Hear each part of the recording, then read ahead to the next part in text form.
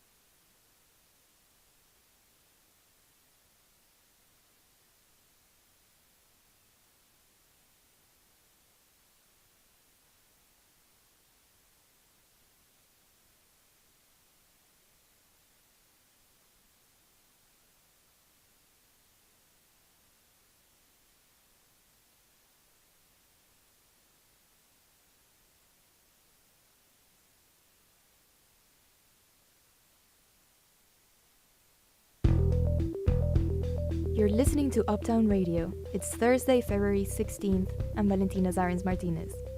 Today on the show, a new report shows Americans are getting deeper into debt, and more 20-somethings are missing their auto loans and credit card payments. Especially in young people, if you have a credit card, it feels like a magical sort of, sure, I can go out and buy a round of shots for everyone. Also today, we have the story of a New York businesswoman launching a healthcare portal for women of color, but it was a struggle finding the money to do it.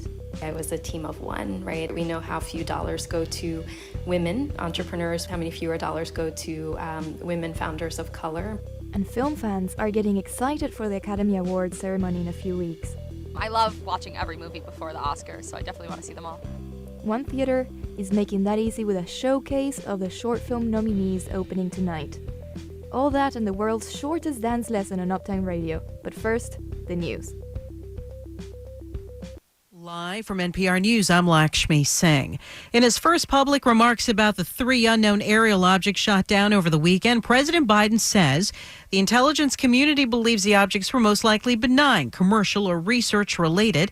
NPR's Tamara Keith reports a process is underway to develop new rules of engagement. President Biden said there isn't any evidence of a sudden increase of objects in the sky. But in the wake of the Chinese spy balloon incident and these 3 shootdowns, the U.S. needs to adapt its approach. I've directed my team to come back to me with sharper rules for how we will deal with these unidentified objects moving forward, distinguishing between those that are likely to pose safety and security risks that necessitate action and those that do not. But make no mistake, if any object presents a threat to the safety and security of the American people, I will take it down. Biden said he also wants to see updated rules and regulations for launching unmanned aerial objects. Tamara Keith, NPR News, the White House. Senator John Fetterman's undergoing treatment in the Washington, D.C. area for clinical depression. NPR's Windsor Johnston reports a Democratic lawmaker from Pennsylvania has experienced a series of health challenges since before his election in the midterms. In a statement, Fetterman's chief of staff said the senator has experienced depression off and on throughout his life, but it only became severe in recent weeks. After an evaluation on Wednesday, doctors recommended inpatient treatment, and Fetterman Zimmerman agreed. The freshman senator is still recovering from a stroke he suffered last year and was briefly hospitalized in Washington, D.C. recently after feeling lightheaded. Windsor Johnson reporting. Police in Michigan found multiple guns and several loaded magazines on the gunman responsible for this week's mass shooting at Michigan State University. The gunman killed 3 students and wounded 5 others before later taking his own life. Michelle Jokish Polo from member station WKAR reports that guns used in the shooting were purchased legally but not registered. At a press conference, FBI Special Agent Jim Tarasca said 43-year-old Anthony McRae acted alone. Found on McRae were 2 handguns, the one he shot himself with and another in his backpack that he was carrying. He also had a loaded magazine that was full to capacity in his left breast pocket. In the backpack, he had 8 loaded magazines of 9mm ammunition. Tarasca said investigators also found a note on McRae where he detailed plans to shoot up a grocery store warehouse where he previously worked, a church, and a school district in New Jersey, where he once lived. For NPR News, I'm Michelle Jokish Polo. More than 39,000 people are confirmed dead now since the initial earthquake struck Turkey and Syria. But even though it's been 10 days, search teams are still locating survivors. They include a 17-year-old girl rescued this morning near the epicenter of the quake in Turkey. This is NPR News. From Columbia Radio News in New York, I am V. Tran. At about 11:14 a.m. this morning, JFK Airport announced on its Twitter that Terminal 1 will be closed and will remain closed for the next 24 hours due to a power disruption. Terminal 1 houses many international flights, and because of the closure, the flight schedule at T1 will have to find different routes to take off and to land at different terminals. Please check with your carriers on your flight status if you have travel plans at JFK. Starting today, Ya Ting Liu, a former transit advocate, will begin her new job as New York City's Director of the Public Realms. The highly anticipated new role in City Hall is expected to expand and manage popular programs such as the pandemic-inspired outdoor dining and open streets. Mayor Adams also announced this morning that Loeb Boathouse in Central Park might reopen by June 2023. Its previous owner had financial struggles and closed it last year. It will reopen if the city's proposed contract with its new owner, Legends Hospitality, is approved in March. Loeb Boathouse had been an iconic structure and appeared in many movies, such as When Harry Met Sally, and it is a symbolic victory for the New York City against the pandemic, according to Mayor Adams. And, COVID wasn't terrorism, but it brought terror. And we need some substantial victories that we are seeing, but we also need symbolic victories. And having this boathouse open would play the role of the symbolism of a city in recovery. It will be colder tonight with a chance of rain in the evening, but it is also the opening debut of Katie Holmes Off-Broadway at the Harold and Miriam Steinberg Center for Theater. The name of the play is The Wonders, which will have Katie Holmes playing, well, a movie star. Vitran, Columbia Radio News. Welcome back. This is Uptown Radio. I'm Valentina Zarens Martinez. Americans are taking on more household debt. That's from a report by the New York Federal Reserve, which was released this morning. And while household debt grew in general, Isabel Tia reports on one concerning trend. Young people are struggling to pay their credit card bills. When we talk about household debt, we're talking about things like mortgages, auto loans, and credit cards. And according to the report released today, this kind of debt grew by almost $400 billion at the end of last year.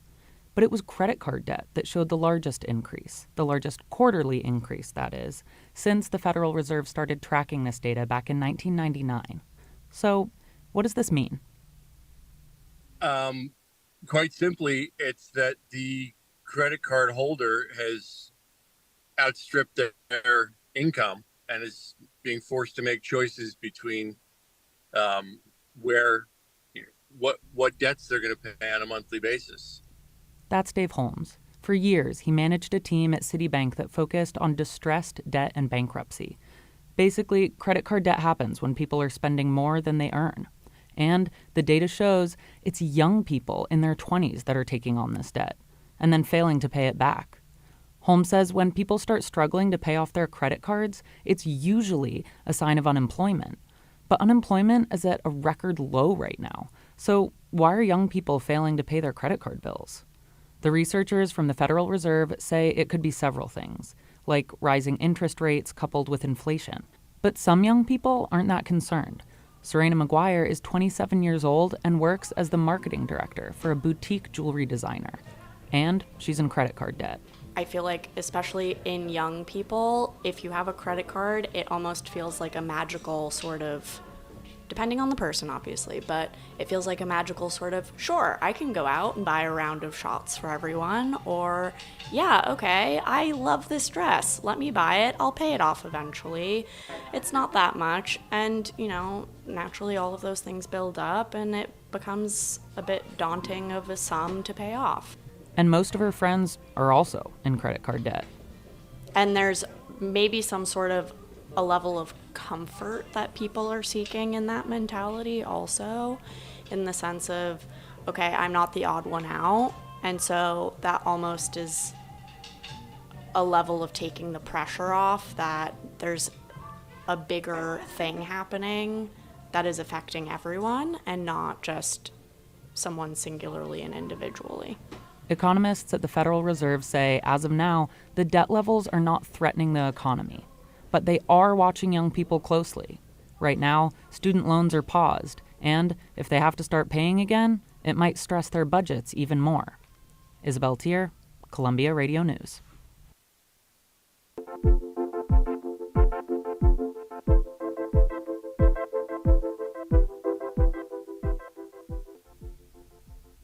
Just last night, the city approved a $43 million plan to lock the doors of New York City public schools. The plan comes after parents voiced concerns about the increase in violence around school buildings, specifically after 2 shootings last week in Williamsburg. It's a move that represents one of the biggest school security changes in New York City for years. The decision was made during heated vote by the city's panel for education policy. The panel is the governing body of the New York City Department of Education. It's made up of parents, volunteers, and government officials. Thomas Shepard, a member on the panel and a father of 6, does not agree with this plan. He says it hasn't been thought through, and he's worried about the costs running too high. Well, that's the problem right now, that we don't have a full plan for what it looks like in schools. That was the actual pushback. I think everybody would agree that we do have a violence issue that we need to deal with, right? The truth is that parents are genuinely concerned and in many cases fearful of, what going to school means like for their children. And there needs to be some well thought out and well executed plan to deal with that. The problem right now is we don't have that. What would this plan actually look like in schools? What we have is this contract now that basically just puts these intercom style door locks on all of our schools with no real interaction with the public about what it looks like, the impact on schools, the impact on parents and families access to schools, logistically how it's going to work, which doors they're going to cover, when are they going to be activated and deactivated. The details are not concrete and right in front of people for them to, fully understand how all of this works. And that was the major pushback. It wasn't that we wanted them or didn't want them. We just wanted to be fully informed about how it all looks in our schools before we made that decision.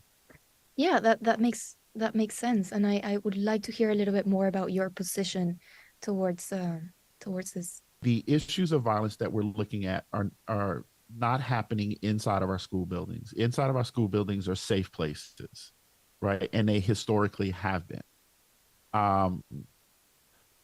So my question is, will locking the doors of these school buildings, in fact, create situations where if something happens outside of a school, then our children will be trapped outside of a school, unable to get in because the doors are locked. And something that we'll be interested in kind of having a more clear and concise answer on would be the idea that the panel was divided, and why was it so divided? The makeup of the panel is such that you have 23 members right now, and out of those 23 members, 13 of them are appointed by the mayor, right? And one each by the borough presidents for 5, and one each by the education councils within each borough for 5. So what you saw play out last night was what plays out almost every month, right? So the mayor's appointees that make up a supermajority of the school board, in fact, does what it wants, right? And you can have pushback from the community, from the parent representatives on the board, from the borough president's representatives on the board, and none of it matters if the 13 members that are appointed by the mayor just vote to approve it. And that's what happened. You know what it is to have children kind of going through this situation.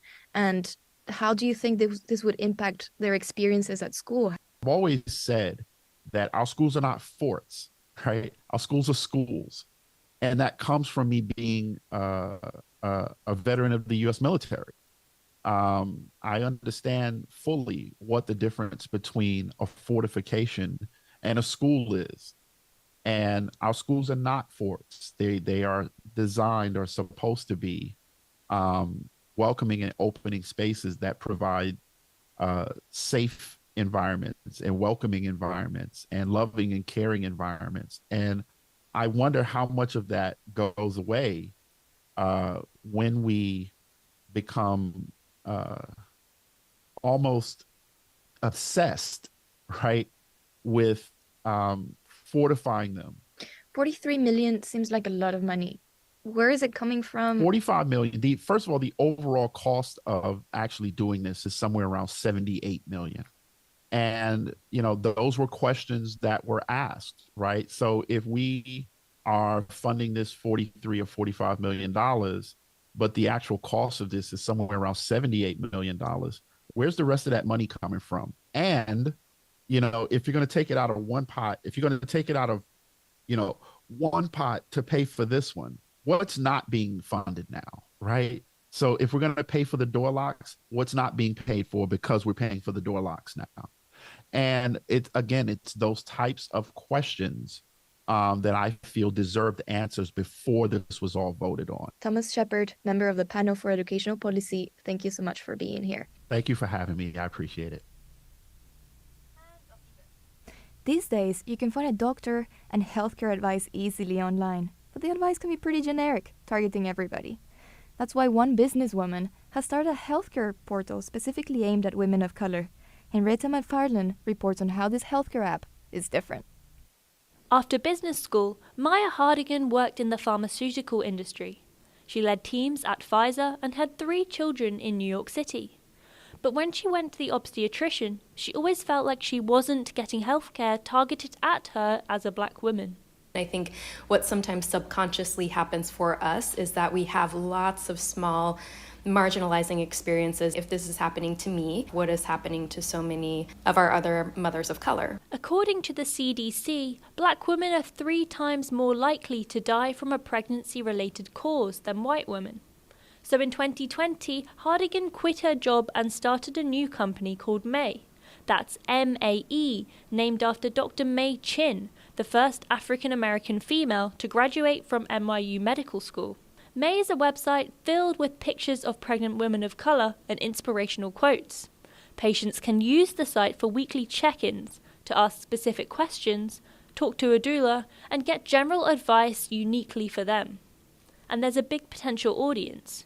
Women like Ebony Spano. When I had my second son, I was 25. I noticed that his complexion was a little different and he had jaundice. And that was something that I wasn't privy to. It was a very uncomfortable experience. And I felt there was not enough information. There was not enough steering for me. Jaundice is a risk for all newborns, but the stakes are higher for infants of certain ethnicities and races. And this was something that had not really been talked about with me or shared with me, what goes, in the information out there, especially for young Black moms. But even with a potential audience, starting a healthcare company from scratch is daunting.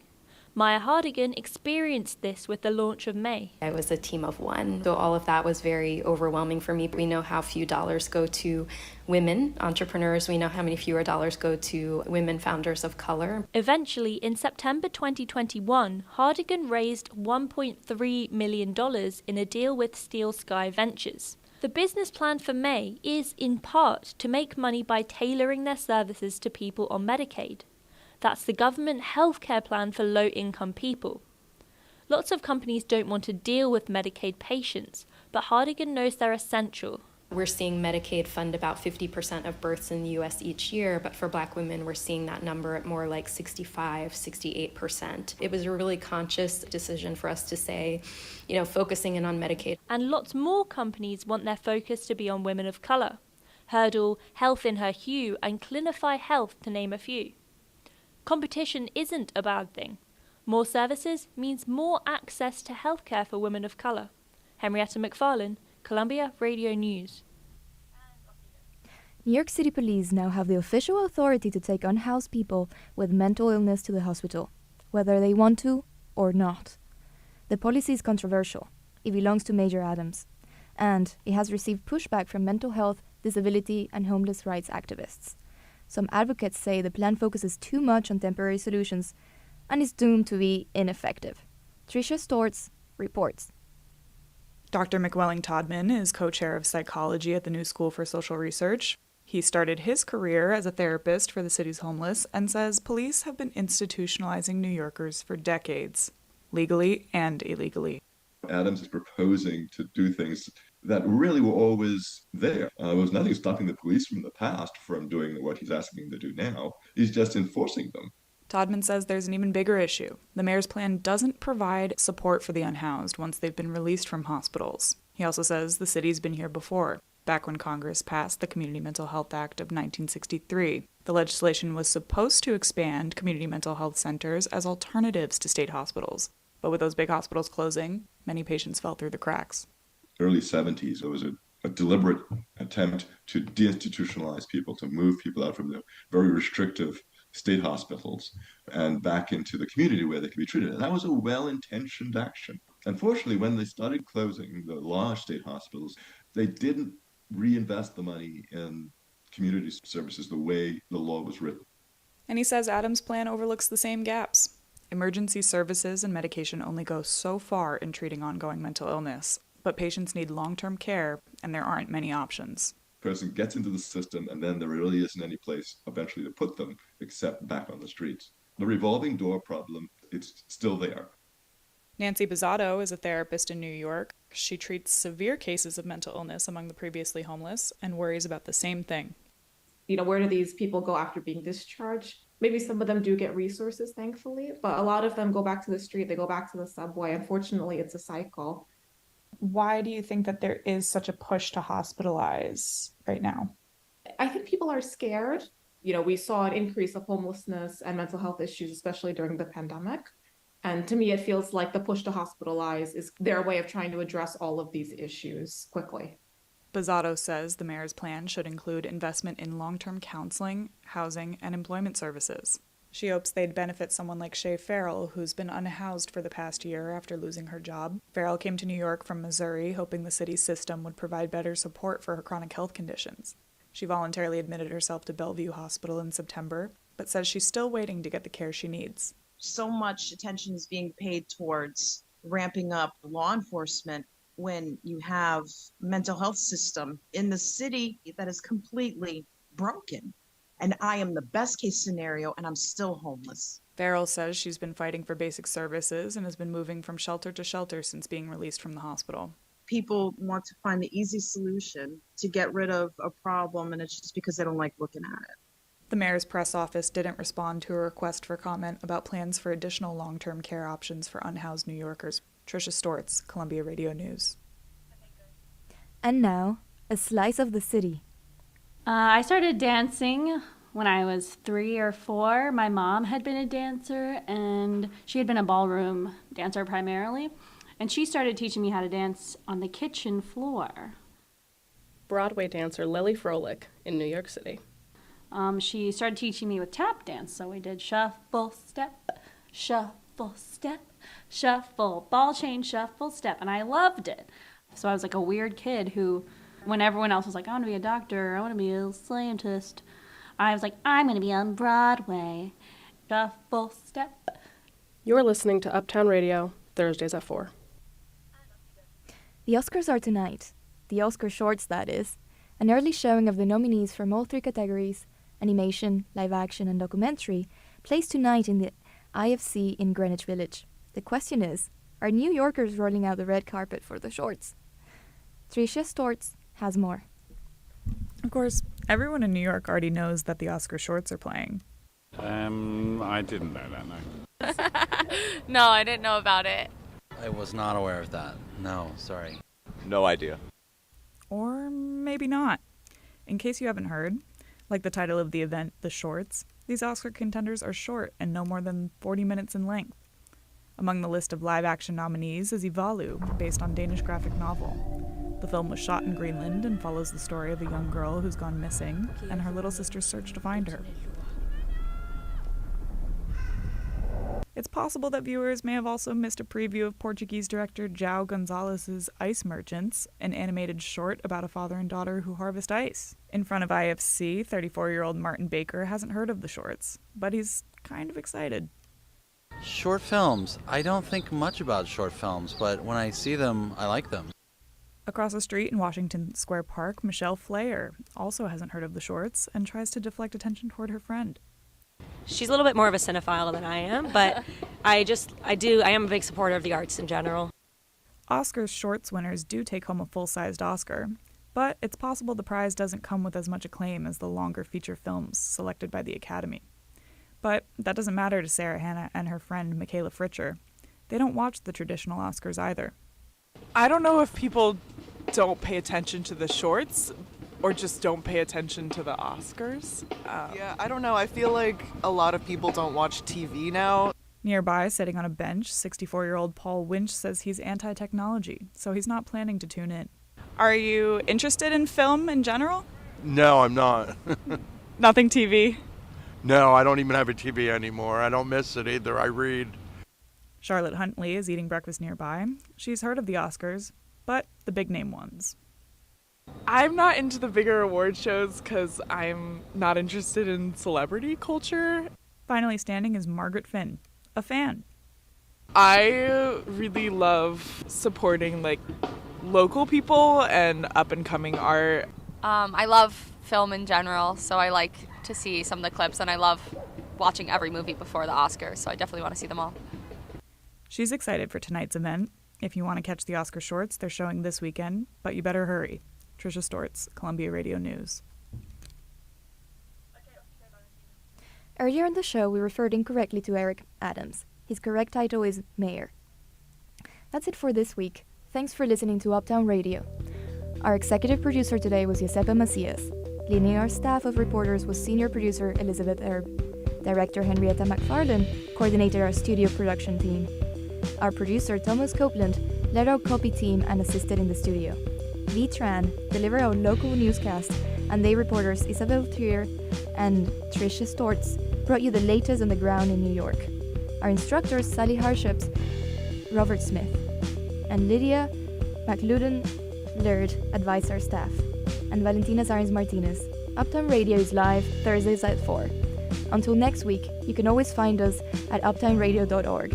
From all of us here in Uptown Radio, thank you for your company.